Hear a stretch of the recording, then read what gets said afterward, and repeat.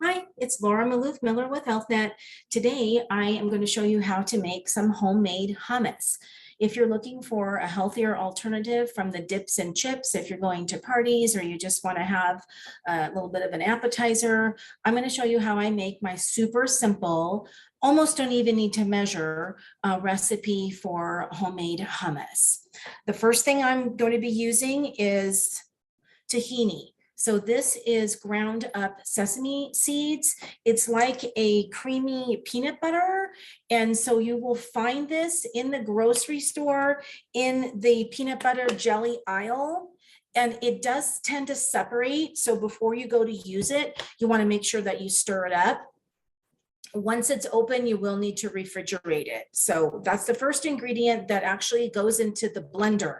You can certainly use a Cuisinart if you prefer, but I'm just using my standard blender.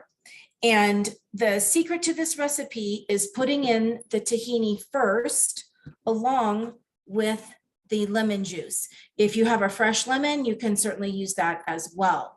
So you're going to want to put both these things in first, and then you're going to want to blend it for about a minute or so. This helps the hummus have a very nice, fluffy, smooth consistency. Olive oil is also part of the recipe, so you want to make sure you're using the one that's for sauteing or cooking. This is it's oil, it's fat. However, olive oil is a heart healthier fat versus butter.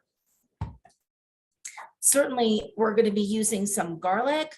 This adds a lot of flavor to the hummus, and feel free to use as much as you like.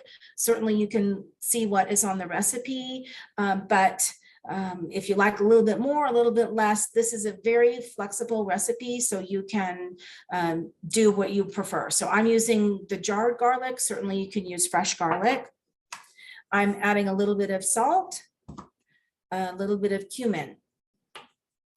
And as you blend the garbanzo beans, they may be a little thick. So what you'll want to do is just have some water on hand so that you can blend it to the consistency that you prefer. Now, I was rushing in the grocery store when I bought this product. I could have selected a no salt added or a salt-free. However, this can actually has 3.5 servings in this can, and per serving is 420 milligrams of sodium. Okay, that's way too high. So when I am using a canned product like tomatoes or beans, I will go ahead and rinse it in the sink. So I've got a colander ready, and I'm going to rinse the beans off. So whether I'm making soups or stews, I always rinse my canned products. But you certainly, if you can find a product with no salt added, no additional salt added, or a salt-free product, if you're watching your sodium, then that's a good option as well. If you can't find it, then again, go ahead and just rinse it in the sink. So the first thing I'm going to put in is the tahini and the lemon juice. Then it's going to come, I'm going to use 1 can. The recipe asks for 1 can. However, I do like to double this recipe if I'm going to be serving it like at a party or bringing it to a party, or if I just want, a little extra through the week, then this recipe is, again, very flexible. You can double the recipe. So I'm going to rinse off the cans. And then I'm going to add, after the tahini and the lemon juice are blended for at least a good minute, then I'm going to start to add the garbanzo beans half at a time. So you'll want to watch the consistency. That's when the garlic and the olive oil and the cumin and the salt will go in as well. And you simply blend it. Through the magic of television, I have already created my recipe here. So again, you want to add water and blend, and then stop and scrape the sides so that you get a nice consistency. Now mine has a different color to it because I planned ahead, and I actually added some sweet peppers that I had grilled or roasted the day before. So I added these. Again, it's a different way to add some additional vegetables to your diet. So roasted, these sweet peppers really add a lot of flavor to the hummus.